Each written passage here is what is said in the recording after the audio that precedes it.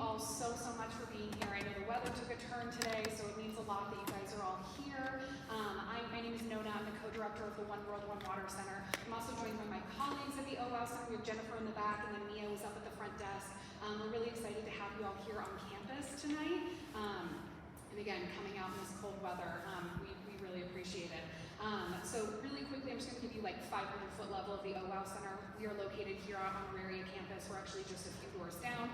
We offer interdisciplinary water studies academic programs for university students. And then through our partnership with Denver Botanic Gardens, we get to do a lot of other cool stuff like internships, study abroad, international partnerships, all kinds of cool stuff. And so it makes it even more exciting tonight to kind of package that all together with the speaker that's joining us and then our partners in this event. We're so grateful to be able to co-host this event tonight with Water Education Colorado, Masters of the Environment at CU Boulder, American Water Works Association, the Rocky Mountain Sector, and then Pacific Institute. So before we get Peter up here, we're going to do a quick 30 minutes with Peter and his great book, 3 Ages of Water, and then it's going to be followed by a fireside chat with Shannon Spurlock, who's a colleague of Peter's at the Pacific Institute based in Denver, and then there'll also be a Q&A session, so make sure to hold on to your questions for after the fireside chat. And so, I'm going to invite Peter to come up. Peter is perhaps the world's most widely known and cited water expert. Educated at Yale and Berkeley, he went on to co-found the Pacific Institute, leading independent research groups devoted to reimagining water for a changing world. He is a scientist by training, winner of a MacArthur Foundation Genius Award. I don't know that I've actually ever met anyone who's won a Genius Award, so this is like a big moment for me. And an elected member of the U.S. National Academy of Sciences. In 2018, he was awarded the Carl Sagan Prize for Science Popularization, and he lives in Berkeley, California. Please give a round of applause for Peter.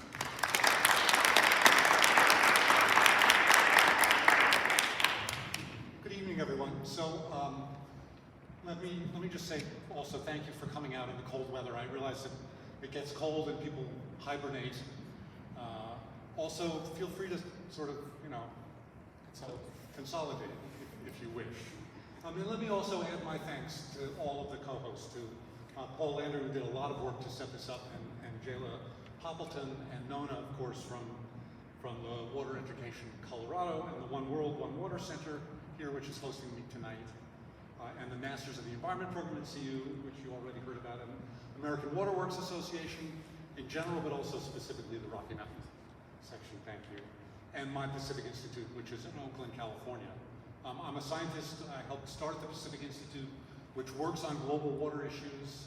I've worked on water and climate, water and conflict, water and sustainability. And tonight I'm going to talk a little bit about this new book that I wrote called The 3 Ages of Water. And let me start by saying that I think we're living in a remarkable time. A time when I believe we're in a transition from the many crises that are facing us, not just water-related crises, but a whole series of challenges today, to what I really believe ultimately will be a positive, sustainable future. And hence the subtitle of my book, Prehistoric Past, Imperiled Present, and a Hope for the Future. And let me again start by really asking, what do we really know about water? Where does it come from? What role has it played in human history, in the evolution of Homo sapiens, in the development of our cultures and our societies? What can science and history and experience tell us about the potential to solve our water crises, the many water crises that we now face, and move to a more positive, sustainable future? And that's what this story, this history, is about. So science tells us that the very first atoms of hydrogen were formed maybe a few minutes after the Big Bang, maybe a few years or a few thousand years after the Big Bang, but 13 billion years ago. Oxygen took a little bit longer. The first stars had to form, they coalesced, they grew old, they blew up, some of them, and they formed oxygen.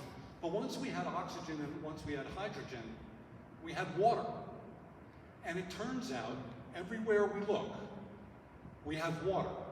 Distant galaxies, we've seen water.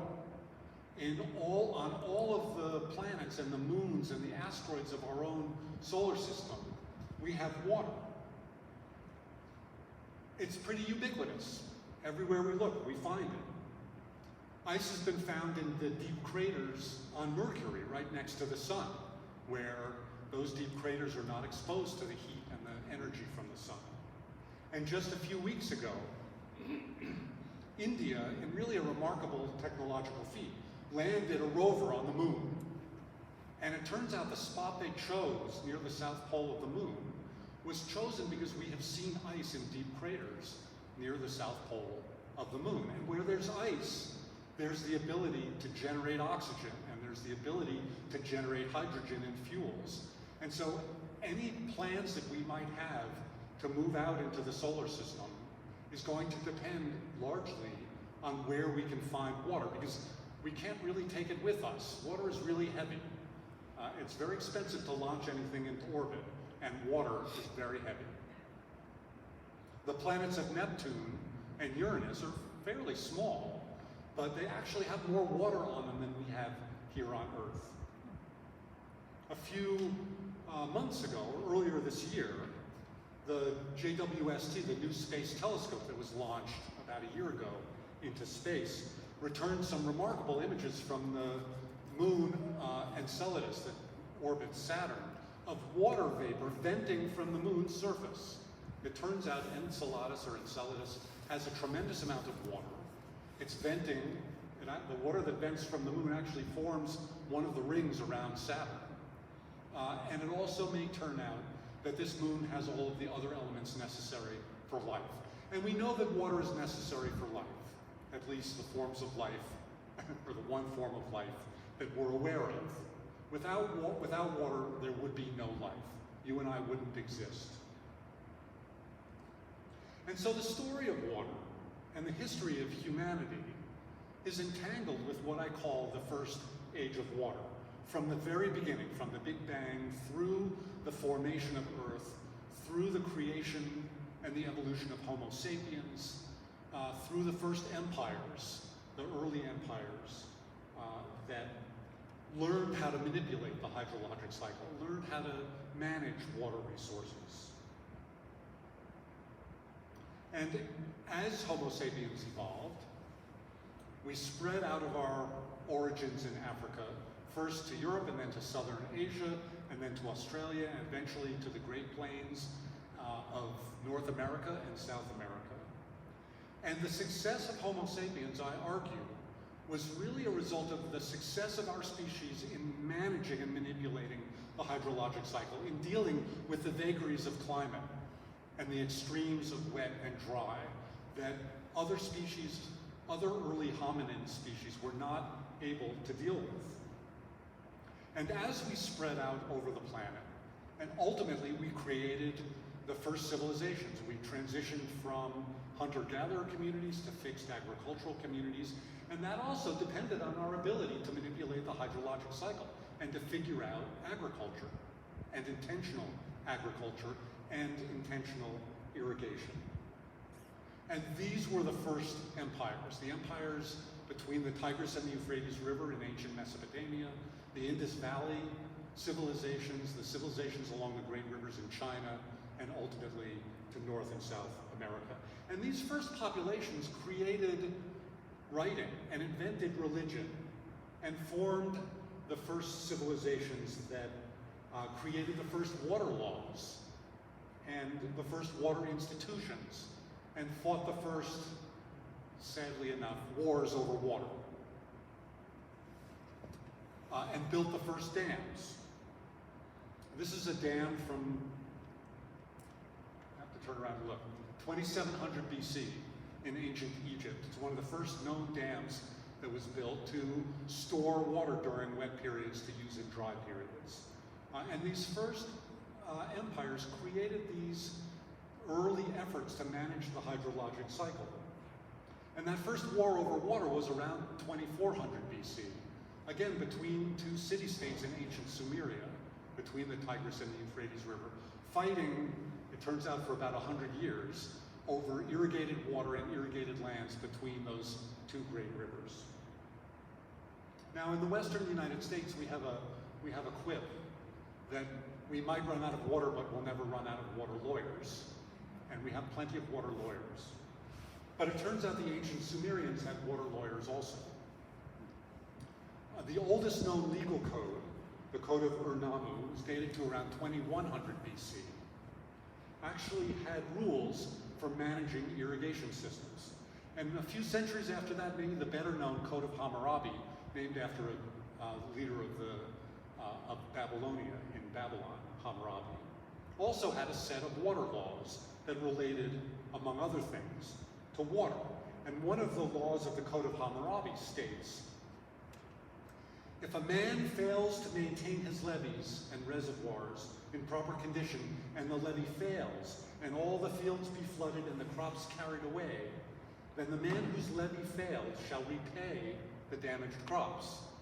So again, I don't know if we have any water lawyers or irrigation or insurance experts, but even then, the importance of managing irrigation water to provide food for these ancient empires meant that they had to create laws and institutions to manage water. And that really was some of the defining characteristics of the first age of water. But the first age of water came to an end when we humans began to outgrow our ability to manage local water resources with the skills and the techniques and the institutions that were available at the time.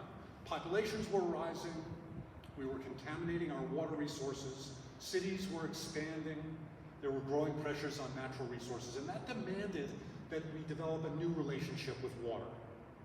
And the answer to those challenges was to be found in the science and the engineering and the cultural and philosophical blossomings of the civilization that I define as the second age of water. And the second age of water is our age. It's the period that we all grew up in. And it's when we really learned to manipulate the hydrologic cycle on a massive scale for our own benefits. And it includes the hydrologic marvels of the ancient Greeks and the Romans, who learned how to build incredible structures to move water very large distances purely with gravity. And even today, some of the fountains in Rome, which were then powered by these ancient aqueducts, are still powered by those ancient aqueducts. I think the Trevi Fountain in Rome still gets its water from one of these ancient aqueducts. And this was a period of time when we started to build the engineering technologies to use water for power or to lift water distances. This is an image from Leonardo da Vinci's writings, where he talks about the ability to manage and manipulate water with some of the early technologies of the Renaissance. The second age of water was also a time when we learned about the biological and chemical and physical properties of water. When we discovered what hydrogen was and what oxygen was and what the molecule of water was composed of. It's a period of time when we developed the tools and the institutions to take advantage of these new scientific understandings. And we built dams of not small scale out of rock and stone, but out of concrete to generate hydroelectricity and to really store vast amounts of water during wet periods to protect ourselves from droughts and to store floodwaters to protect ourselves from floods. And we built enormous aqueducts to move water not just with gravity, but with energy, and pump that water over mountains or through mountains and move them not tens of kilometers long, but hundreds or even thousands of kilometers long. And ultimately, in the second age of water, we replumbed the entire planet. We learned about germs and water-related diseases. So water-related diseases were a terrible consequence of our manipulation of water and our contamination of water. And cholera was a disease that was first reported in the 1300s, but spread over the planet in wave after wave of pandemics. And we didn't understand what cholera was at first. Was it airborne? Was it spread by contaminated food? Was it passed from person to person? Was it waterborne disease? And in the second age of water, we learned about germs, and we learned about bacteria, and we learned about water-related diseases. And there's some wonderful stories in the book about how we learned that cholera in particular was a water-related disease in the 1850s in England. And then we learned how to build the technologies to treat water so that we were no longer spreading water-related diseases, to eliminate cholera and dysentery and typhoid and all of the related diseases that bad water provided. We built the water treatment systems and the wastewater treatment plants that today provide safe water for many of the people, not all of the people, but many of the people on the planet. The Green Revolution of the last century was as much, in my opinion, a revolution of irrigation technology as anything else. You know, we talk about it as a revolution of crop type and the spreading of pesticides and fertilizers and industrial agricultural equipment, but it was a revolution of irrigation that permitted in Pakistan and India and in the Great Plains of the United States and in the Central Valley of California, the ability to pump groundwater so that we could irrigate vast amounts of land. And today, groundwater provides 30% of the food that's produced worldwide. Without groundwater, the Green Revolution, I would argue, would not have occurred. And in this second age of water, we also built our instruments and our satellites to look out into the universe to discover where water was and how ubiquitous water was throughout the universe. And modern civilization is built on these advances of the second age of water. And we've benefited, forgot my wastewater treatment picture, and I forgot my irrigated agricultural picture. But modern civilization is built on the advances of the second age of water, and we've benefited from those advances in countless ways. We mostly live longer, healthier lives. We're mostly richer economically and socially and culturally, and we mostly take it for granted. In the richer parts of the world, we turn on the taps and fresh water comes out at incredibly high quality and incredibly low cost, and we flush our toilets and our wastes magically disappear, and who knows what happens to them. Most of the public doesn't. I suspect most of this audience does, but it's a remarkable advance of the second age of water that we're able to take advantage of those changes. But we're also now facing a series of adverse, unintended consequences of the second age of water. By the middle of the 20th century, we started to see and understand the first evidence for the loss of nature, a consequence of our taking water out of those natural systems that also depend on that water. The rise of environmental problems of the Industrial Revolution accelerated, populations grew exponentially, we saw the First World Wars, we saw skyrocketing pressure not just on water resources, but on other resources as well. This is a picture from 1952 of the Cuyahoga River burning. It turns out that the burning of the Cuyahoga River in 1968 was a trigger for much of the environmental movement. But oddly enough, there aren't any pictures from the 1968 Cuyahoga River fire. But it burned in 1952, and it burned probably a dozen times previously. And what's happening is, of course, the industrial wastes that we poured into the Cuyahoga River in Ohio, the oils, the chemicals, caught fire, and they caught fire repeatedly. And I love this picture of, you can sort of see the hoses from the fire department, and they're not trying to put out the fire, they're trying to push it to the other side of the river so that everything on this side of the river doesn't also catch on fire. But it was an indication of one of the consequences of the second age of water, our industrial pollution. And it wasn't just the Cuyahoga River that caught fire.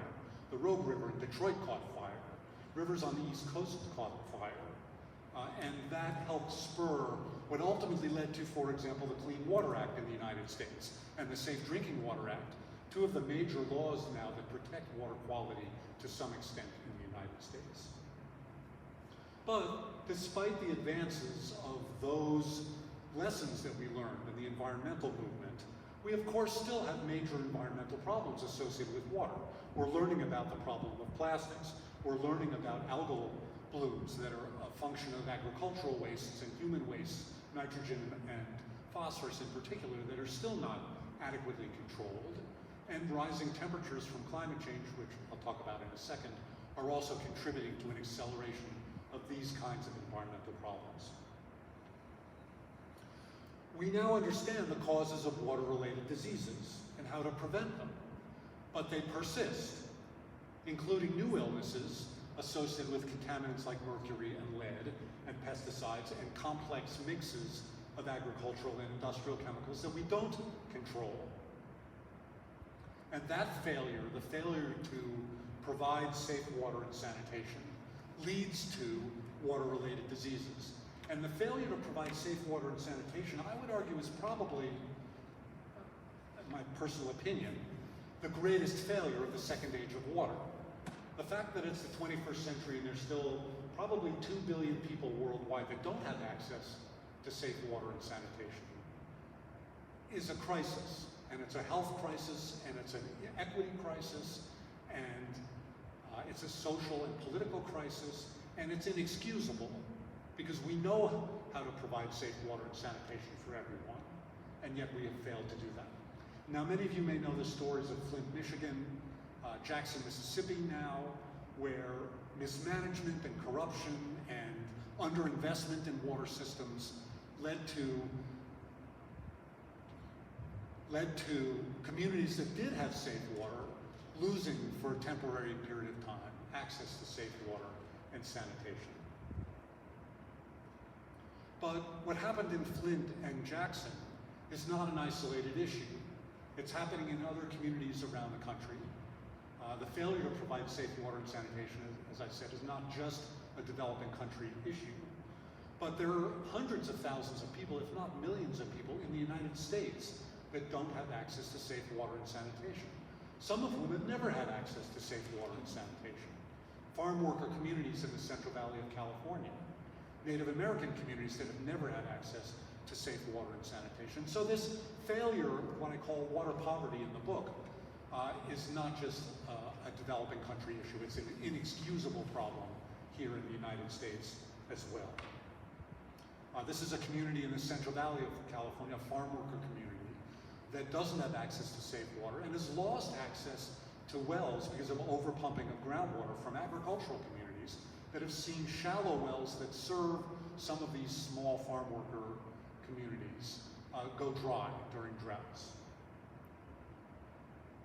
We're seeing growing violence associated with water resources. One of the things I do at the Pacific Institute, maybe I should have said this at the beginning, the Pacific Institute where I work and where Shannon works is a small nonprofit research institute in California. We work on global water resources. The institute was founded in 1987. We work on a whole range of sustainability issues around water and corporate stewardship. But one of the things we also work on is conflicts over water internationally. We maintain something called the Water Conflict Chronology. For those of you interested in politics and water resource issues, it's an open source database that tracks water conflicts worldwide, going back to that first water war in 2400 BC and extending up to the present day. And let me show a slide that shows a little more detail on this. This is actually a slide that shows the number of water-related water conflict events from about the year 2000 to the year 2100. We're just about to release an update for the year 2022. Sorry, up to 2021. We're about to release an update through the year mid-2023. But this shows a couple of things. First of all, it shows a significant increase in the number of conflicts over water over the last several decades. And it shows the type of conflicts that we track in three categories. It shows water as a trigger of conflict. That's sort of the traditional thing that we think about. Water conflicts over competition, over control, over access to water, where it triggers violence. But it also shows water used as a weapon during conflicts that may start for other reasons. It shows in red water as a casualty of conflict, where water systems are attacked during conflicts that may start for other reasons. And unfortunately, a good recent example is what's happened right now in the Russia-Ukraine war, where civilian water infrastructure has been very severely attacked by the Russians in Ukrainian cities, either directly with attacks on water infrastructure or indirectly, for example, with attacks on energy systems, without which water systems no longer function. or explicitly attacks on dams. The destruction, for example, of the Kakhovka Dam in June of this year, one of the largest dams in the world, one of the largest reservoirs, the Kakhovka Reservoir behind the Kakhovka Dam in Europe, the dam was completely destroyed, the reservoir is completely lost, and that reservoir provided water for hundreds of thousands of people in cities in southern Ukraine, and hundreds of thousands of hectares of agricultural land that now will not be brought into production next year. The irrigation water will not be available in southern Ukraine.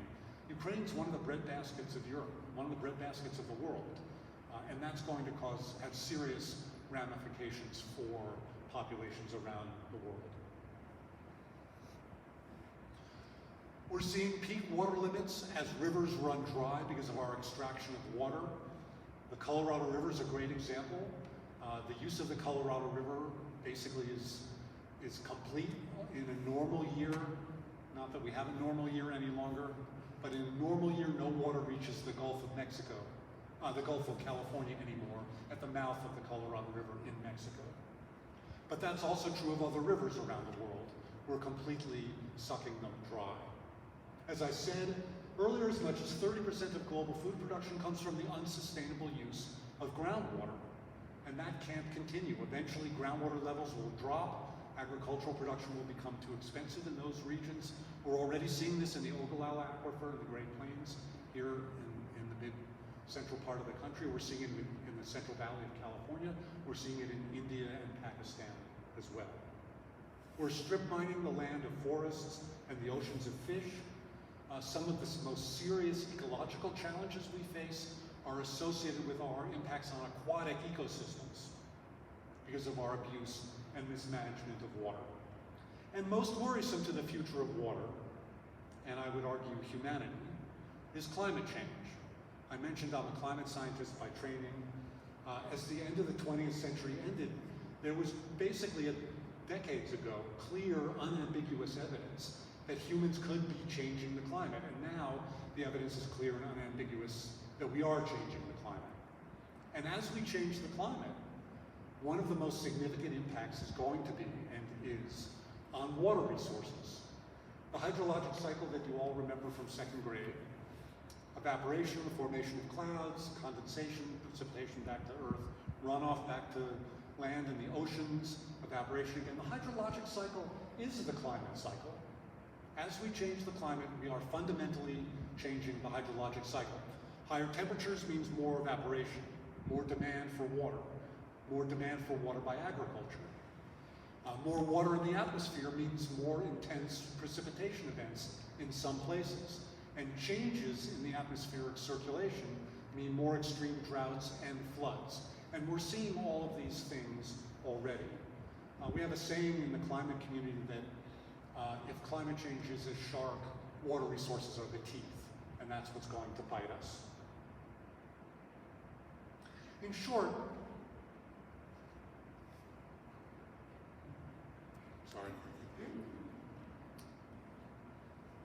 so we're already seeing extreme events.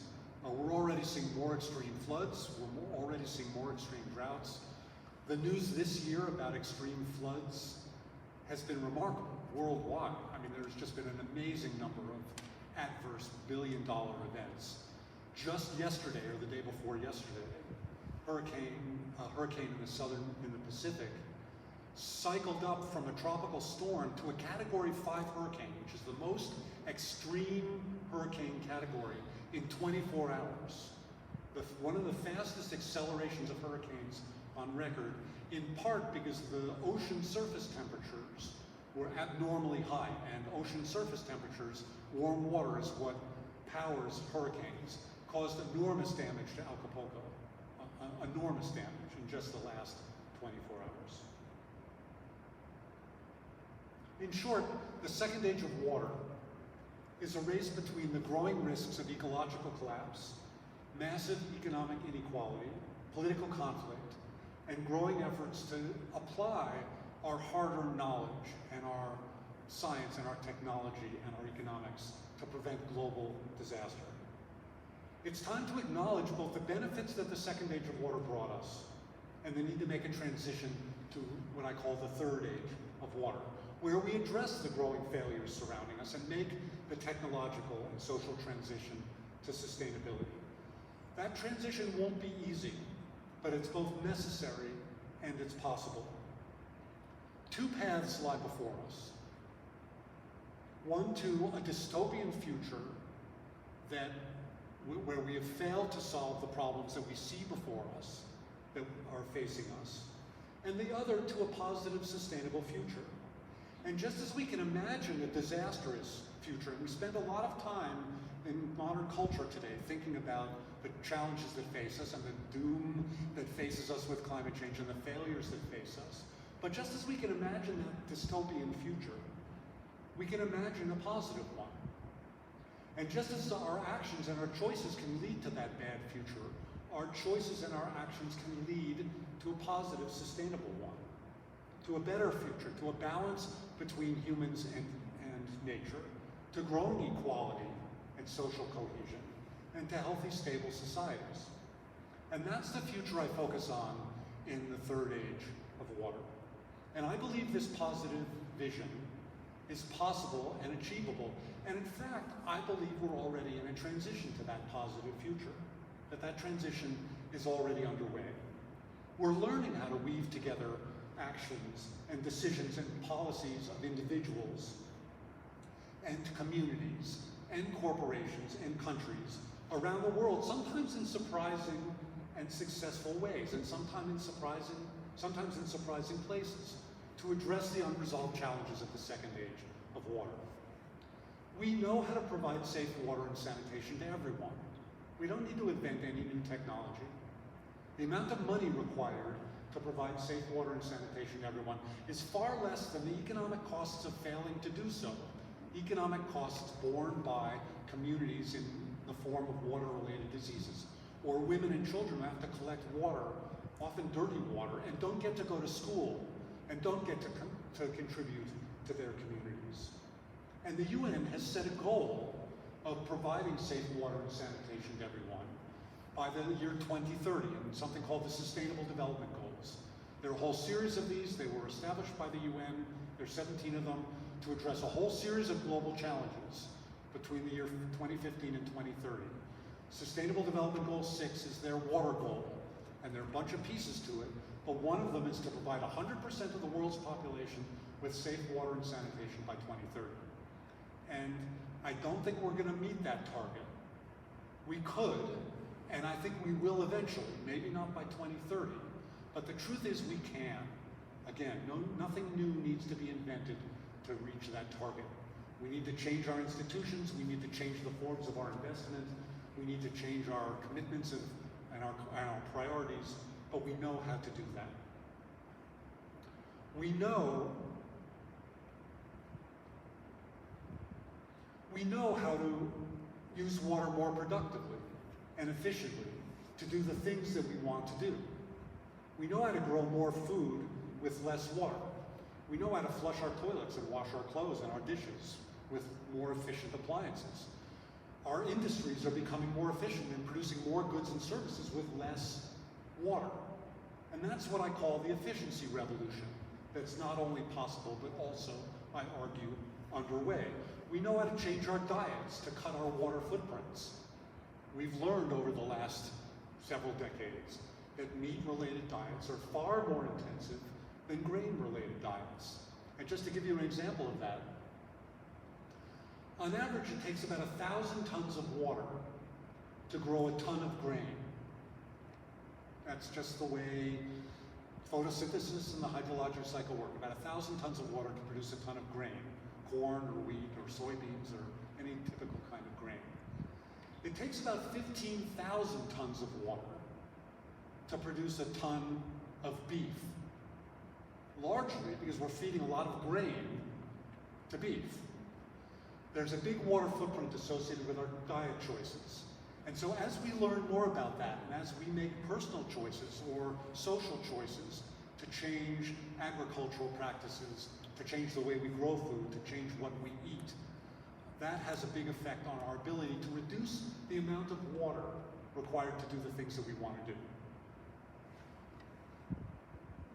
We're learning farmers how to use much less water with precision irrigation systems. Farmers in California today are using about the same amount of water that they used 30 years ago. But they're growing more food with it, and they're producing more revenue with it. So dollars per unit water, or tons of grain per unit water, or tons of fruits and vegetables per unit water are going up, while the amount of water is staying relatively same for agriculture in California. But the truth is, the amount of water we're using for everything is actually going down.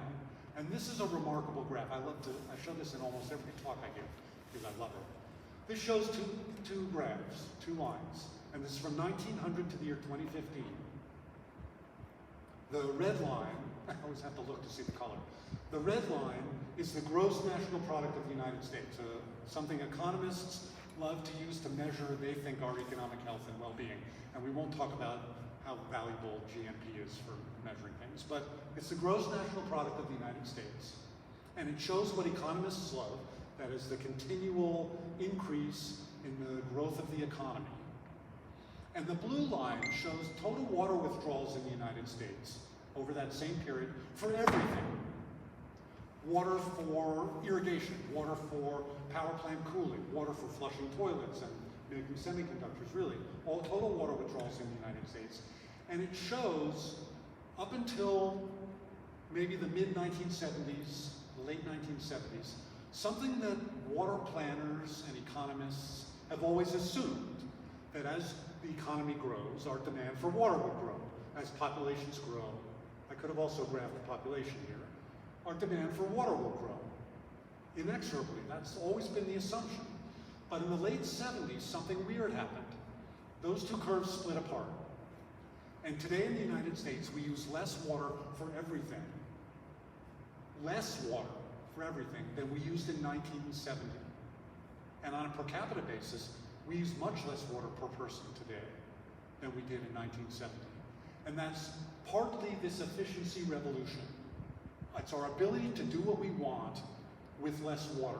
It's our ability to power our economy while still reducing our impacts on the environment, in this case, in the form of water withdrawals. It also reflects a change in the structure of our economy. It reflects a lot of different things. But it's a remarkable change. And the truth is, if the blue curve had continued to go up with the red curve, we would have had to more than double total water withdrawals in the United States. And I can't tell you where we would have found that water. We already take all of the water out of the Colorado River. We couldn't have had more water there. We're already overpumping groundwater in much of the western United States. We couldn't have found more water in many parts of the U.S. to meet that growth if we had not changed what we were doing. We know how to clean up and reuse the most contaminated water. We have remarkable technologies that can take the worst water and turn it into the most incredibly ultra-pure water. In Singapore today, they collect and treat and reuse pretty much 100% of their wastewater. And some of the wastewater that's treated and reused in Singapore is so pure, they use it for their semiconductor industry, which requires ultra-pure water. And they use some of it to recharge their reservoirs and their groundwater, and they use some of it for potable water reuse.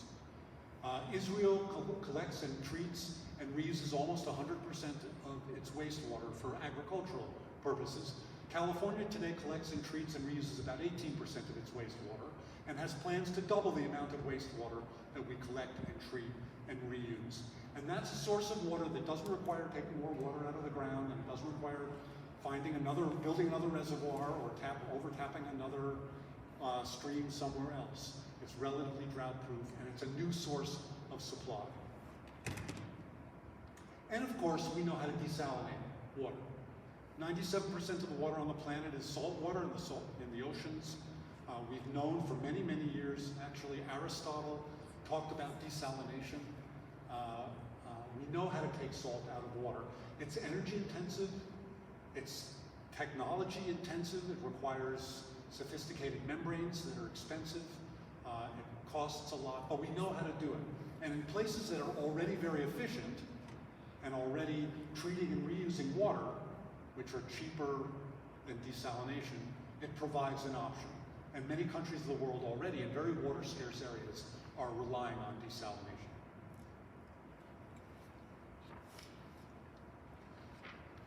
We're learning how to protect and restore natural ecosystems. Again, in the middle of the second age of water, we took water where we found it, we wanted it, we stripped ecosystems of their water resources because we didn't know or we didn't understand the consequences of doing so, but we do now, mostly. We know and we understand, and increasingly we care about protecting natural ecosystems. And we're beginning to restore them. We're beginning to guarantee water for natural ecosystems, restore water flows in rivers that have been overtapped. We're beginning to remove damaging dams. We've built tens of thousands of massive dams around the world, and those dams provide enormous benefits to us. Hydropower, flood storage, protection from droughts, recreation. There are enormous benefits of dams, but there are enormous ecological consequences of dams too. And we're beginning to take down damaging dams. 1,000 dams in the United States have been removed in the last few decades. Mostly very small, uneconomic, particularly damaging or dangerous dams have been removed, but increasingly big dams. This is the Elwha Dam on the Elwha River in the Pacific Northwest. It was built for logging probably 80 or 100 years ago to power the logging industry in the Pacific Northwest. It cut off the flows of salmon, native salmon, in the Elwha River, and a few years ago, it was removed in one of the biggest dam removal projects on the planet. And this is what it looks like, the Elwha River looks like today. And salmon have now been found spawning tens of miles upstream of where the Elwha Dam used to be. And the river is starting to restore its health. And this year, we launched the biggest dam removal project on the planet on the Klamath River in Northern California, on the Northern California-Oregon border, to remove 4 big dams on the Klamath, to provide water for Native American communities that have been deprived of water, to restore salmon flows for those same communities and for the natural environment. One of the 4 dams is already down, the second one's coming down now. It's a remarkable story, and it's an example of our ability to first understand the importance of restoring ecosystems, and then our ability to do that. And that's also part of this transition to the third age of water. So the coming years are going to determine how we make this transition, whether we slip down into a grim and dismal future, or we solve the crises that afflict us and make the shift to a sustainable, just, and equitable world. And as I said earlier, I'm convinced that a positive future is both possible and underway. I've worked with a lot of individuals and communities and companies and countries and organizations working on these success stories in every part of the world, in every sector of the water community, to develop solutions to the problems. As I've said several times, I'll say it again, there are no insurmountable technological problems or economic roadblocks to a positive third age of water. But we have to overcome political, social, and cultural obstacles. The biggest obstacles, I would argue, are institutional. They're political. And we're learning at the same time how to overcome some of those as well. But it all depends on the choices we make and how quickly we act. So in closing, let me read a few sentences from the last section of my book. I believe that a positive future in the third age of water is not only possible, but inevitable. Indeed, this optimism is what has permitted me to continue working on the critical global challenges of climate and water and sustainability. Perhaps that's because the alternatives, that dystopian vision of our sci-fi novels and apocalyptic movies, which parenthetically I also love to watch, and pessimistic doomsayers, are simply too depressing to accept. It would be a cosmic shame if alone in this small corner of the universe, our spark of intelligent life was not quite intelligent enough to overcome the challenges of living on a finite, delicate planet and fell back into a dark age of chaos, or worse, went the way of the dinosaurs. That's possible, but it needn't be that way. If we fail to achieve the positive vision for water, it won't be because we can't. It will be because we didn't. The hopeful vision for water I offer here is achievable and reachable, and the pieces of it are already apparent in innovative, successful water efforts underway around the world. It's a future worth fighting for. Thank you.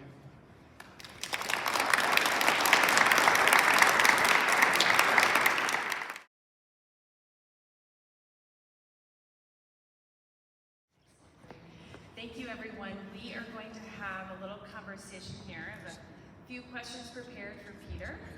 And then at the end, we would love for you to also ask your questions. And I'm going to start off more with the writing process and how this book came to be. And then we're going to jump into some questions about the content itself. So, Peter, can you tell us about the process of writing the book? The time, maybe even from like the germination of the idea to, you know, here's my final copy, publisher, and you know, and what that process was like for you, and then I'll build a couple questions off that. Sure. So I sat at my computer and I typed. No. So I've worked on water for a long time. Water and climate and energy issues. As I said, the Pacific Institute does a lot of work on this. And I've had a lot of experiences over the years dealing with, as I said, some of the success stories that give me a positive outlook on the future. I also love history, and what history, I think, can tell us about not just the past, but about our present and about the future. And so, really, for the last couple of years, I've been trying to pull together my long thoughts about the challenges we face and the stories that might help us move more quickly toward this positive future. I really believe that the more we know about water challenges, the more likely we are to solve them. I think people really care about water in general, and I also think it's too easy to get depressed by the news every day, not just in the water world, but the climate issue and the politics and, you know, all of the challenges we face. And so I wanted to talk about a positive vision and my optimism for the future. So I sat down at the computer and I thought about stories, and I did a lot of research about things I partly knew. You know, before I started writing, I didn't know what the oldest dam was. I did know what the oldest water war was because of the work I've been doing on conflict. But what was the first dam? What was the first effort to move water in an aqueduct? That's actually in ancient Mesopotamia also. What was the first water law, the first institutions? I had a lot of fun doing the research, just digging into all of the great stories. The story of Jon Snow and cholera, which some of you may know. It's sort of a classic story in the water world. But there are just lots of great stories of people who have worked on water for a long time. Thank you. And then sometimes, I have a question about your thought process during this. Is there something along the way that you learned that surprised you? Or was there a preconceived notion that you had debunked when you learned something? But maybe you didn't even know you had a thought or preconceived notion until you were surprised by something that came to light. I'm surprised all the time. There's a section in the book about the role that water and climate plays in the evolution of Homo sapiens, which I knew nothing about. And I've now written about it, and it might be wrong. But I believe that Homo sapiens were not the only hominid species. There were, in the long, multi-million year evolution of Homo sapiens, there were lots of other species that could have been successful. Homo erectus, which actually, Homo erectus is a species that survived for 2 million years. Homo sapiens we've only been around for about 300,000 years. Just, I don't know if you knew that. Homo erectus was around for like 2 million years. And Neanderthals and Denisovians, and there were other forms of hominids that could have been dominant and ultimately weren't. Ultimately, Homo sapiens were dominant. And in my research, it turns out that I think we became dominant because of our ability to deal with extremes of climate and the hydrologic cycle. The ability to survive droughts and floods. The ability to understand that we could move from one wet area to another in extremely dry periods, as the climate cycled during wet and dry periods. And so that was an astounding, it's a great history and a lot of amazing work that I didn't do, that I'm writing about, that archaeologists have done and some early paleoclimatologists have done. But that was a wonderful example. Thank you. And then the next question kind of follows that, but we're going to scale up a bit. So when we talk about our thought processes changing or evolving, sometimes we start at the individual level, but then we move to the community scale. Towards the end of the talk, you talked about some of our greatest obstacles are not technical, but they're going to be social, political, cultural. In your time working on water, can you give some insights into some of the collective community thinking behind certain types of water or resilience strategies, how those have changed, and what that means at the community level? Yeah. So water is often a very local thing. We have global water challenges, but ultimately water is very, very local. The failure to provide safe water and sanitation, as I said a couple of times, isn't because we don't have the technology or really the money, but largely because we haven't had the institutions in many parts of the world that have been successful. Many developing countries have faced really difficult challenges. They're not just dealing with water, they're dealing with energy and communications and education and transportation and governance. And those challenges contribute to maybe a lack of focus on water. They're too busy dealing with other challenges. I actually think water, you solve the water problem, you solve a lot of other problems as well. That's my personal preference. But maybe a good example is, for a long time, in the water and sanitation challenge, many very well-meaning non-governmental organizations worldwide would collect money and go to developing countries and build water systems. They'd drill wells and put in a pump, or they'd build a little pipeline, or they'd build a water system, and then they would leave.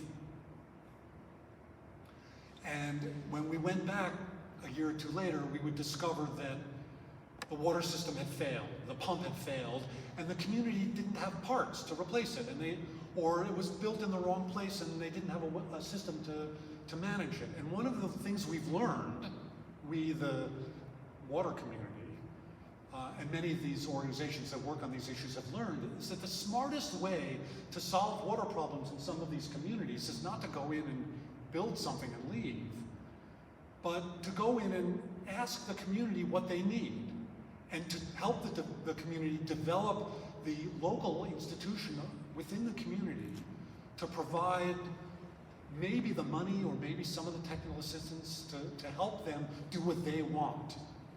So another great example that's actually not in my book. There was a challenge many years ago, there's still a challenge, with arsenic contamination in Bangladesh. Natural arsenic in certain kinds of groundwater wells in Bangladesh. It naturally occurs. Some wells have it, some wells don't.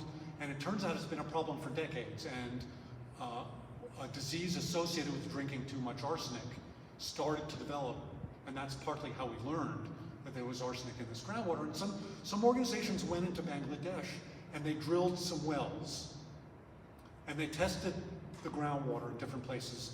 And they said, this well doesn't have arsenic and this well does. We'll shut this well down and you, the community, will use this well. And there's a wonderful quote, a sad quote, but it's reflective of this issue, of a man who's told he can no longer use the well on his property because it had arsenic in it. And he said to the people, I understand what you're saying, but I will not drink the water from my neighbor's well. It was a cultural thing. And so understanding the communities and the cultural issues will help us solve some of these water problems that we've known about maybe for a long time, but haven't been that successful at solving. So as we look to communities and cultural issues for hope moving forward, I want to build on that and kind of go back to a statement that you made that it can be easy to hear a lot of damning, terrible, tragic news about water and humanity, but there's hope, right? So what are some of your favorite examples of humans changing their behavior and their past and looking at a different path forward in this space, right? There's an adage, we're doomed, I can't remember the right, but we're doomed to repeat history, essentially. Can you give examples that have inspired you where we have actually created a new history, a new path moving forward? Well, in a sense, each of the success stories that I see, that I talk about, are examples of changing what we've done, doing something new for the first time, or doing something new that we should have done for a long time and we finally get around to it. And I've given this example in many talks. In California, we have not historically had any groundwater law. You know, we have surface water rights. Water rights is a great conversation. We can maybe have that in Colorado here. We have it throughout the West, but we had no groundwater law. We had surface water allocations, and a lot of the infrastructure was built to manage surface water, but if you could drill a well, and you could drill a deeper well than your neighbor, you could pump as much groundwater as you wanted. And I despaired, I've been working on these issues forever, I despaired that California would ever have groundwater law, because the politics were against it. Farmers didn't want it. They benefited from their ability to tap into groundwater unconstrained by regulation. But a very severe drought from 2012 to 2016, a 5-year drought, the worst 5-year drought on record in California after a long series of droughts, coupled with decades of overdraft of groundwater and dropping groundwater levels, coupled with a shift in politics, permitted in 2014 California to pass the first groundwater law ever. Again, in 2013, I would have said no way. It was the third rail of California water politics. But circumstances changed. Our history changed. And we now have groundwater law in California, and it's not perfect, and it's figuring out how to implement it. It's still going to be a challenge. But it's an example of the paradigm shift that's possible in some of these things. So where we think something is unchangeable and inevitable and not going to happen, but ultimately happens. And I sort of feel that way now about water rights in the Western United States. We're never going to resolve our water rights problems. But the truth is, I think we will eventually. And maybe I'm just a poorly informed optimist. No, and I'm actually going to read one of my favorite quotes or sentences from Peter's book here, since we're in Colorado, it's so appropriate. But Peter did talk about the tablets from Hammurabi, and when you think about Colorado water law and what's allowed and not allowed, and stormwater capture and use is not something that is readily welcomed into most discussions, but the same tablet that's referenced here in this sentence indicates that an owner of a field can petition the city authorities to flog a neighbor who fails to cooperate in harnessing surface waters for irrigation. So I just wanted to talk about some of that past water law and with a little bit of humor here. I would say we figured out, we do the carrot and the stick thing, there are carrots that encourage us to do certain things, there's sticks that encourage us to do certain things, but I'm not proposing flogging. No, but that did give me a Maybe red Shannon is. So Peter, I actually have a question here. A friend of mine, a water colleague, read the book and loved it, and I said, do you have a burning question that you would like me to answer? So last night we brought up the hard path and the soft path forward. So we're going to expand on that here. This is a good audience question here. So early in the third age of water, the soft path for water is explored, which in part describes expanding water resources through water recycling and stormwater capture and improving water quality by restoring habitats and wetlands. While soft paths are occurring beneficially in some communities, here's the core question leading up to that. What's keeping us back from these practices being more broadly practiced? In place of hard path solutions or more diversion, pipes and environmental discharges. So, yeah. Okay. So I didn't talk about this in my talk, but I talk about something that I call the soft path for water, with the idea that the hard path for water was the second age of water, the hard infrastructure that we built. And the soft path for water that I describe, similar to Amory Lovins' soft path for energy, which some of you may be familiar with, Amory here at the Rocky Mountain Institute in Snowmass, says we still need hard infrastructure. There are parts of the world where we need to build dams and treatment plants and aqueducts and pipelines and delivery systems, although I think we need to build them to a different standard and in cooperation with communities than we built them in the past. But the soft path also means don't just look at supply, but look at supply differently.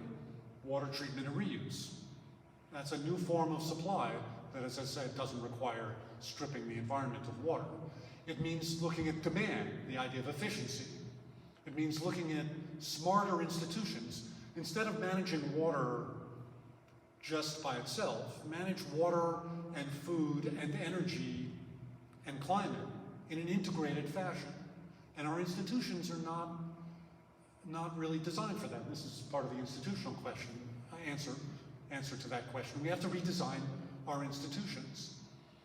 It turns out if we change the way we use energy, we can dramatically change our impact on the water system. It takes a lot of energy to produce and move and treat and use water. It takes a lot of water to produce and treat, to produce the energy we've traditionally used in fossil fuel power plants. So energy and water are really closely related, but our institutions are separate, typically. And if we manage them together, we'll do different things together. So some of the biggest barriers, another part of the soft path, just to throw this in, is economics, the way we think about economics. The economics of water are really interesting. You know, we ought to pay for our water services, and we do for those of us who are attached to a water utility. But the truth is we probably ought to pay more for our water services than we do. And it's absolutely critical that our water infrastructure be invested in, maintained, and upgraded, and expanded. And that takes money. And that comes from customers and agencies and governments and taxes, and comes from a lot of different places. But water and economics, and the way we think about economics, is important as well. As is the way we think about ecosystems, which we typically don't value from an economic point of view. And so that's a barrier. The way we think about economics has to change as well. So these barriers are institutional, they're economic, they're cultural, they're some of the biggest challenges. So I have a final two-part question for Peter, and then we're going to move the microphone back, and we are going to open the floor for your questions. So Peter, my final question for you, we started off with the individual, scale to the community. We're going to bring it back down to the individual, but first with the community element. The Pacific Institute is co-secretariat for the CEO Water Mandate. And there's a role in water stewardship at the CEO corporate level where it's scaled up. But we also have a role as individual stewards for how we can each advance water stewardship and resilience. I'm wondering if you can just provide insight for each of those and maybe even tie a nice bow on them at the end. I do believe there's a role at every level to move toward the third age. As individuals, we make choices about diets, we make choices about the technologies we buy, we make choices about who we vote for, we make choices about whether we're going to pay attention to our local water agencies or whether we're going to run to be on the boards of our local water agencies. There are things that all of us can do as individuals. The UN CEO Water Mandate is an effort by the United Nations to involve corporations in managing and using water more sustainably. The Pacific Institute is the science secretariat for the UN's effort in this area. And there are corporations who are seriously committed to understanding their impacts on the water system, to reducing their water impacts and their water use, to working with local communities in the areas where they have facilities, to improving the lives of their employees from a water perspective. There are corporations who are positively engaged in this. And there are, of course, many, many corporations who are not yet actively involved. So as individuals, we can pressure them in our choices of what we buy. We can pressure them as shareholders to push corporations to do the right thing. So there's a role for corporations as well. Not just corporations who are in the water business, but every corporation uses water in some form or another to do the things that they do. So there's been an enormous improvement, for example, in the semiconductor industry, to accept recycled and reused water if it's high quality, to reduce the amount of water. It used to take 30 gallons of water to make a square inch of semiconductors. And now it takes much less from the smart semiconductor companies. It takes a lot less water to produce a semiconductor now because they're improving their efficiency. But there are new corporate challenges as well. Cloud services are beginning to use a lot of water. I won't go into that. But there are also roles for governments, local governments, state governments, federal governments. The federal government has a role to play in legislating clean water laws and safe drinking water laws and enforcing those laws. Local governments have an important role to play. There's, as I say, there's a role for every level of society in helping us move forward toward this positive vision. And what about these fine folks in the audience? What can they do? What can people in the audience do? Yeah. Okay, well, so you're already interested in water, I think, because you're here. I'm a big fan of education. The Water Education Colorado is a great example of an organization that's really pushing to try and help educate people about water. It turns out public opinion polls about the environment say all the time that the most important environmental issue for people in general is water. Safe water, clean water, their local ecosystems, their local rivers. And it's a nonpartisan issue. You can make sure that your politicians talk about water. They don't, typically, but they will if we ask them to. And so you can vote for politicians who care about water. And water is often a very bipartisan issue. You can become those politicians. That would be even better. God knows we need some new ones. You can buy water-efficient appliances.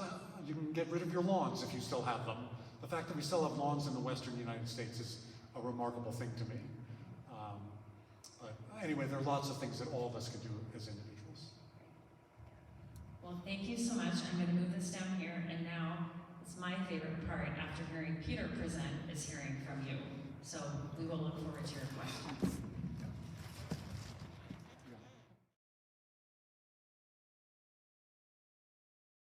Hi, thank you for being here. My name is Jake. I've been reading a lot about plastics recently, hoping to put together a report on them, and I have learned that microplastics are in large quantities in the ocean. Mostly, I've learned that we're not going to be able to pick them all up. They're too small, we can't find them. So what is going to happen to all of that plastic? It's either going to come to the shore or sink, is that right? And what will it do if it sinks? Okay, we are learning more and more about the challenge of plastics. I'm not an expert on microplastics. We're learning more about how much microplastics are in the water. We're learning what kind of health consequences they may or may not have. We're learning how to remove them. It's not just in the ocean, it's microplastics are in the general environment. I was in Greenland about a year ago on a ship that had a science component to it, and we went out into a pristine fjord and we did some water sampling, and we brought back the sampling. We looked in the microscope, and there were water plastics that probably we had introduced when we collected the sample. It's hard to know, but maybe the best answer I can give you, because I don't know the total consequences of what we're doing, is that we need to reduce the amount of plastics we're using. We need to recover them, we need to recycle them, we need to reuse them, we need to stop using them in places where we don't need to use them. some of you may know I'm not a big fan of bottled water. I wrote a book about bottled water a number of years ago. There's a chapter about bottled water in the book. I did happen to see a billboard yesterday, I think. I think it was Pepsi advertising a plastic bottle that was 100% recycled plastic. And that's great.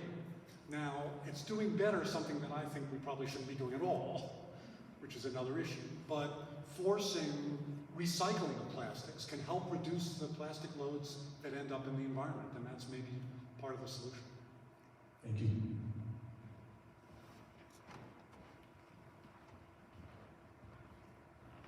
So I'm Tim Steele, introduced myself to you a little earlier. I really appreciated the breadth of what you covered in this presentation. Interested in looking at your book. On the third age that we're talking about, one of the things you had in your graphics, one of the things in terms of the migration of humans in the past. I think some of the future migration is going on now, and in the future, and a lot of it's driven by water. And this is both in terms of coastal areas with sea level rise, series of Netflix on sinking cities, not sinking, well, some are sinking, some aren't. But with the rising levels, that people are going to have to move. Right. Or else they have the technology to build barriers and try to control things. But I think there's an economic trade-off there, and also the basic philosophy you get to is, I'd like to ask about is, what do we focus on moving people to where the water is, or move water to where the people are? Yeah. So traditionally, we've ignored resource questions in general, including water, in where we move people. People move, and the assumption has been they've moved there, we'll provide the resources for them. We'll find the water for them, we'll find the energy for them, that's what planners do. The assumption is not where is their water and what's the limit of the number of people that'll support. We've ignored that. I think increasingly we will not be able to ignore it. Interestingly, I actually think, or sadly, or inevitably, there's been a mass migration in the United States, for example, from colder areas down to the Southwest, where water is, needless to say, already scarce. I think it's going to become really hot. It's already becoming unbearably hot in some of those regions. I think we're going to see a movement of people out of the Southwest for environmental reasons, because of climate change, because of constraints on water availability. We are going to see unintentional environmental refugees because of sea level rise that flood coastal cities, or because of disasters, or because of conflicts that start or are contributed to by resource issues. The Syrian civil war in 2011, started in 2011, was not a water war, it was not a resource war, it was a cultural, historical, religious war. But it was contributed to, it was influenced by a very severe drought that struck the Eastern Mediterranean in the early 2000s that was worsened by climate change. That drought contributed to agricultural disruptions in northern Syria, contributed to a migration of people off the land in northern Syria to the cities in Syria where there were no jobs, mostly young people, contributed to economic unrest, contributed to the Syrian civil war. And that contributed to a massive migration of people into Europe, the disruption of that war. So I think we're going to see more and more examples where resource issues and environmental issues and politics contributes to what we're beginning to call environmental refugees and movements. David.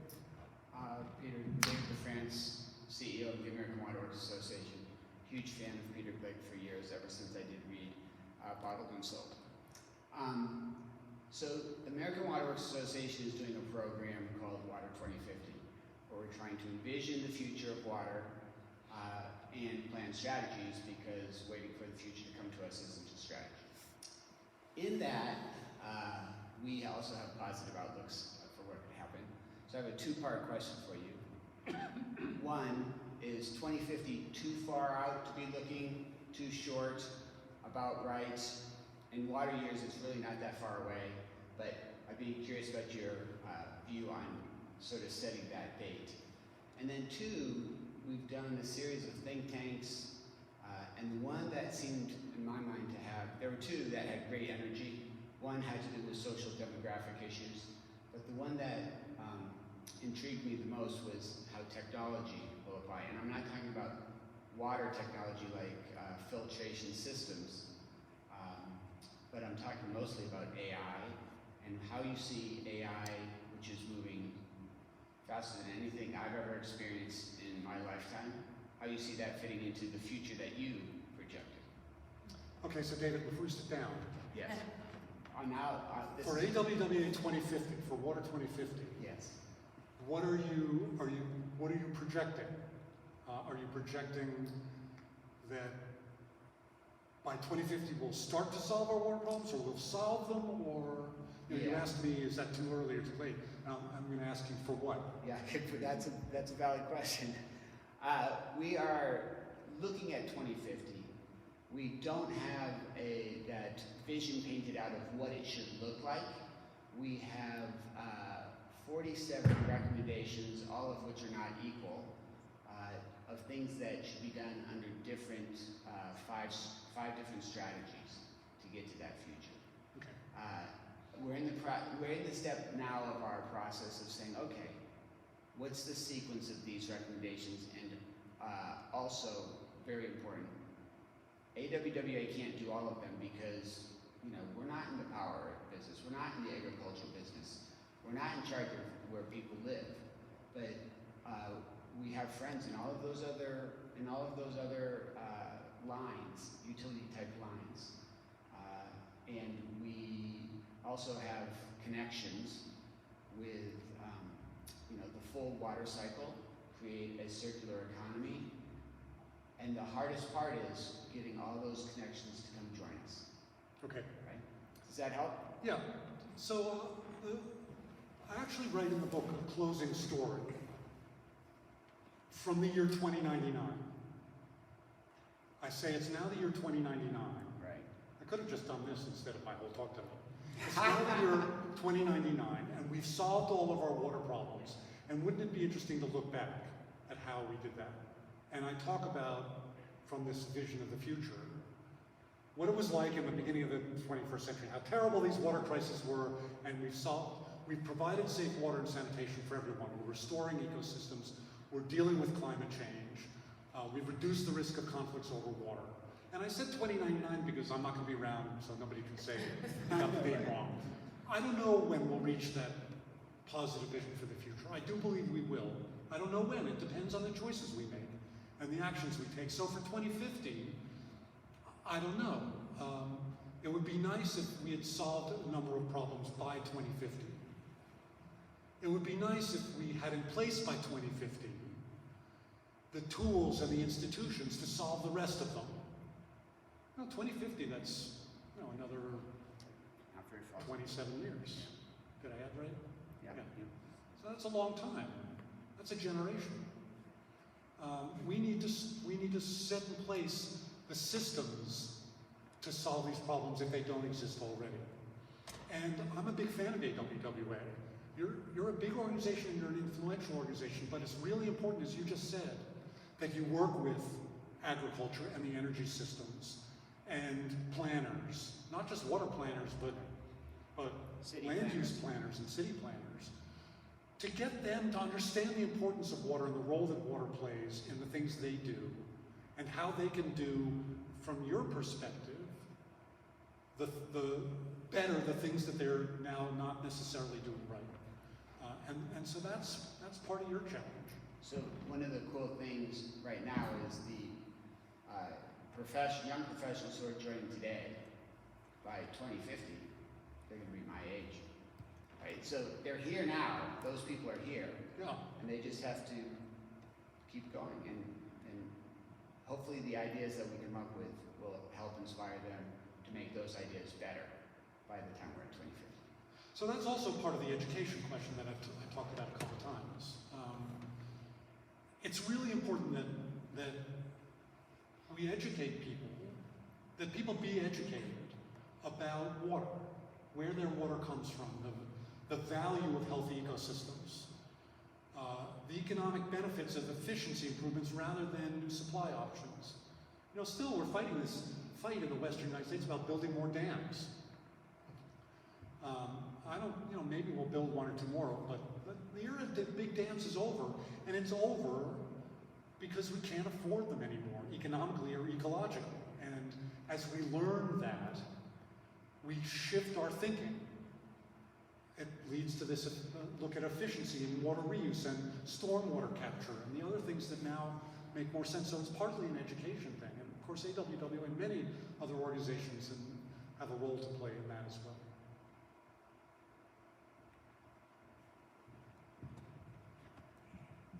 Hi, I'm Emily. I'm also AWWA. Super smart to Yeah, speak follow. up. Super smart to follow my CEO with the question, but I will persevere. I was thinking very early about being an individual my age of 30-something who is looking for my individual steps to take, and a lot of it is about buying good infrastructure in our own homes and things like that. But we're in an environment for homeownership where I will be a renter for a long time, and I will not be the decision maker in my own home. So I think you already gave me some of the answers. If I am being separated from making those decisions in the home on that individual level, of where else I can take action in politics, in educating myself, educating others. So I think you answered my initial question. So I wanted to focus in particularly on when you talked about the groundwater movement in California. You said that the politics shifted after the drought. And I was curious, was that from an individual level where individual voices listened to after the drought brought attention to the issue? Or was there larger institutional change that took place there? Because I think we'll have to keep changing politics each time. I'm curious, can you give us that example so we can see the steps that are necessary? So I think there are, water is a huge issue and very complicated. There are lots of different pieces of it. And the solutions to the different pieces have different answers. And sometimes it's individuals. The efficiency improvements, buying an efficient toilet or an efficient washing machine or efficient dishwasher, helps us reduce our own in-home water use. But if you're a renter, this has always been a problem. How do we do with multifamily homes? How do we deal when we don't have control over some of the water uses that we do? Then you have to look at other things, as you point out. The example in California with groundwater was sort of a big confluence of things. It was partly individuals, but partly individuals in the forms of organizations who have worked on water issues for a long time in California, groundwater organizations, environmental groups, farmers as well, irrigation districts, urban water districts. They all sort of came together in a fight at the legislative level. And politics happened, it happened to be a time when the Democrats had a supermajority in the state legislature. There was a Democratic governor. There was a drought, severe drought. There was growing awareness of the issue. A lot of things came together at that time. And so maybe, you didn't ask it explicitly, but crises drive progress sometimes. And so we need to be able to take advantage of those opportunities when they arise, when there's a crisis. But it doesn't always take a crisis. Sometimes it just takes a long set of persistence on the part of organizations and individuals to make progress in these areas.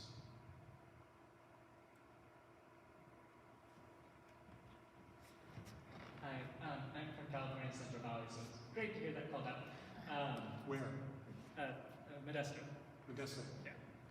So, building on a groundwater question, I worked on groundwater recharge for a few years out in California. I'm on active croplands, so pretty familiar with the Sustainable Groundwater Management Act. Yeah. I was curious, what lessons learned do you think different regions could take from each other, and what optimism or hope do you have that they could coordinate and learn from one another rather than trying to reinvent the wheel each time? Specifically around groundwater? Groundwater, or more broadly if you want. But groundwater is right. So broadly, learning lessons from success stories is really critical. When somebody has done something that works, and this is true in the agricultural sector, other people learn very quickly. We've worked a lot on agriculture at the Pacific Institute in the Central Valley, and one of the things we learned is farmers learn a lot better from other farmers than they learn from an urban research institute. And so we worked with farmers on success stories and on helping farmers educate farmers. that's probably generically true for all sorts of kinds of organizations and all sorts of kinds of groups. So for a while we had a farm success story program where we helped educate about success stories of other farmers and help get that information out there. And it was hugely effective. For the Sustainable Groundwater Management Act in California, there are some real challenges because a lot of the groundwater overdraft is in a fairly small area in the southern San Joaquin Valley. Part of the solution is going to be more groundwater recharge, figuring out how to capture more water when we get it, and figure out how to recharge groundwater more effectively. And we did that this year. We had a very good water year this year. And there are some pilot projects to flood agricultural lands to enhance groundwater recharge. But part of the answer is also going to be some agricultural land is going to have to come out of production in the southern San Joaquin. Maybe as much as 500,000 acres or more is going to have to come out of production. California irrigates about 8 million acres. So it's not, it's 15%. Is that a huge amount? Is it a small amount? It's not insignificant, and it's a big amount in that region. And there are going to be implications for farm worker communities and the farmers and people who sell farm equipment. So we have to think about a transition for those communities. Are they going to put solar on their land and produce solar? Some of them are doing that and finding an economic return.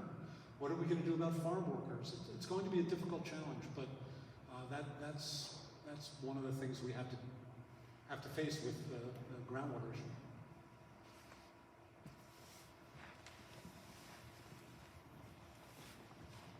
Hi, I'm Bonnie Wilkins. Thank you for being here and your book. I understand that in Israel they use all drip watering for their irrigation, and when I drive all over the United States and see all this water, whipping through the air in the middle of the day, with the evaporation, I really wonder why, in all this time, probably, Israel's probably been doing it for 50 years, why the United States hasn't converted to that. And then second question, if I may, what did you think about the Supreme Court ruling on the groundwater, the EPA protecting that? Okay, so two questions. The first one on irrigation efficiency. Israel has been a leader in irrigation efficiency for a long time, and some of the biggest companies that produce efficient irrigation technology are Israeli. And much of their irrigation is very efficient on drip irrigation. In the United States, we've made enormous progress at shifting from inefficient irrigation systems to more efficient irrigation systems. When I started working, almost no California agricultural lands were irrigated with drip. And now not all, but almost all crops that could be irrigated with drip are on drip. Not all of them, but a lot of them.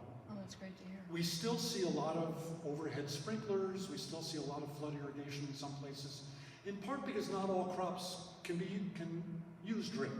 You need different kinds of irrigation systems. You need sprinklers for some kinds of systems, for some kinds of crops. But another reason we have not made as much of a transition as we could is because either water is too cheap for farmers and the investment in more expensive irrigation systems isn't worth it to them because we don't price water properly, or because water rights are given out in a way that don't require them to use more efficient irrigation systems.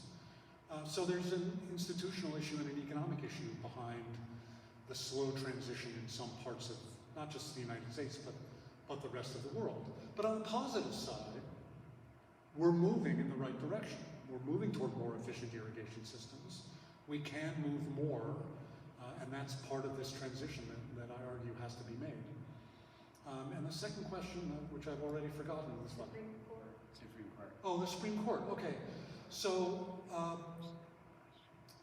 when I said that I don't know how fast this transition is going to occur, it's in part because sometimes we take 2 steps forward and 1 step back, or 1 step forward and 2 steps back.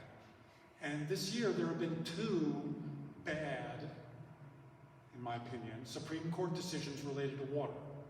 One was related to what we call WOTUS, the Waters of the United States Act, which is an effort to bring more of the hydrologic cycle in the United States in the sense of more connected water systems under the control of legislation that protects those systems. And the Supreme Court, our current conservative Supreme Court, ruled against expanding protection of many of the waters of the United States in some of these peripheral areas. It was a big step backward. I think it was a temporary one. I think inevitably we will move forward to protect those ecosystems, but it was a bad step backward, and it was not, I'm not a lawyer, but I believe, having read the decision, that the legal basis for it was weak. But so be it. The other one was the Supreme Court decision denying the Navajo Nation of the right to have access and protection of their own water resources. Again, a terrible step backward, but again, I think inevitably that will also be ultimately overturned and will provide the water that has ultimately always been theirs. But that's the optimism in me. Hi, I'm Jenna Cowie with Rocky Mountain Section AWWA. I was really struck by kind of your efficiency, the statistics with the increased efficiency in the use of water in the United States. So I have kind of a multi-part question. First, I'm wondering if that is a trend in other developed nations that we're seeing for as long or not, and if so, is part of that due to potentially that we've outsourced a lot of water-intensive industries like textiles? And then in that case, do you have some advice or some recommendations to be responsible consumers? And how do we not just, push things off onto other countries in terms of water use and move forward together? Great questions and important ones. Let me start by saying one of the worst pieces of data, the failure of data, is collecting data on water use. We're really bad at it. Even in the United States, we're not very good at it. And so we don't have great data on water use in other countries. How much water is being used, how it's being used, in what sectors it's being used, how efficiently it's being used. But where we do have data, we also see improvements in water use efficiency. And that's partly because technology is changing. It's partly because the price of water is going up. It's partly because scarcity is more of a problem, and that's driving policies to focus on water efficiency. But there are also plenty of places around the world where water use is still very inefficient. And that's good news in the sense that it's a reservoir we can tap moving forward. There's always more improvements that we can make. And even in the United States, we're not nearly as efficient as we could be. We moved from 6 gallon per flush toilets to 1.6 gallon, to 3.5 gallon per flush toilets, to 1.6 gallon per flush toilets, to 1.28 gallon per flush toilets. But there's still lots of inefficient appliances out there. I think of it as an untapped source of water. Every gallon that we don't use is a gallon that we leave in a river or stays in a reservoir for droughts. So that's the potential there. But you're also absolutely right that part of that shift was not an efficiency improvement. It was that our water-intensive industries have moved offshore, that we're buying more things from China that we used to produce in the United States or from somewhere else. And so we're using water resources of other countries that's coming to us in products that we buy from elsewhere. And we do the same thing. We grow crops and we export them with our water. We export them to other places. It's what we call in the world virtual water trades. But part of that shift is a little bit of a shift in the structure of our economy as well.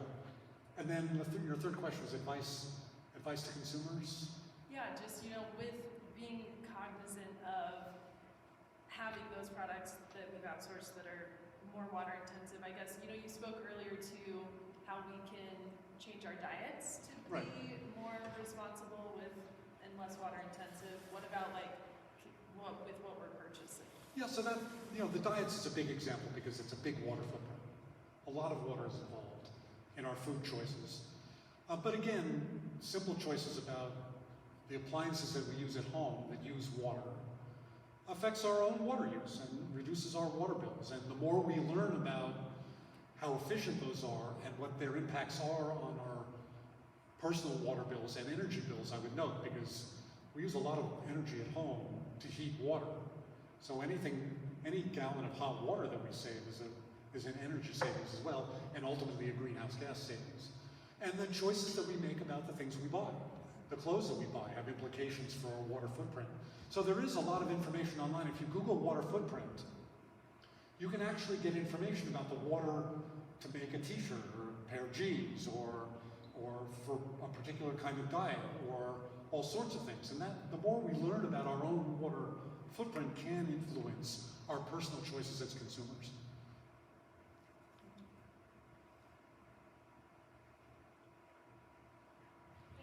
Okay, thank you very much. Oh, one more question. We'll take one more. Last question. Thanks a lot. Hi, my name is Melissa Pinella. So I just recently moved to Colorado from Lincoln, Nebraska. And in Nebraska, the sandhills are one of the largest intact grasslands in the world. And ranching is an important way of life there. And so kind of thinking about the grassland community, the wildlife that depends on that, you know, there's a lot of evidence that suggests that grassland birds are declining more than any other group of birds. And so now there are branches of the conservation community that are promoting, you know, supporting those grasslands, whether it's through, how they describe it, cattle or grass-fed beef, you know, it's like bird safe.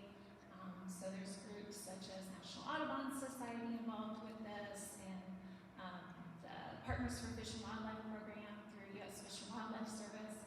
So you mentioned some numbers earlier. I'm just wondering if you factored any of that into your calculations, or if you thought about ways to address that. Well, I'm not sure how to answer the numbers question, but the point you raise about partnerships in ecosystem restoration is a really important one. Some of the ecosystem restoration for wetlands in California has been not just pushed, but managed and stimulated by a group called Ducks Unlimited. And they're interested in habitat for migratory wildfowl, waterfowl. We see this in the Central Flyway as well. I'm a bird watcher also. And so I'm very interested in how we can restore natural ecosystems for birds. And part of that is an important part of that is a water question. So. Yeah, I just think it would be interesting to look at the water use associated with that, if there's any research on that. Yeah, so it also, of course, the implications, how do we manage water in the Ogallala Aquifer, which has provided resources for a lot of those. As you draw down groundwater in the Ogallala in the central Great Plains, you lose a lot of those wetlands. And so if we can figure out how to restore groundwater levels, you actually restore a lot of those grasslands as well. Okay, thank you. So thank you very much. I want to thank my hosts, and thank you all for coming out and go out and solve those water problems. Thanks.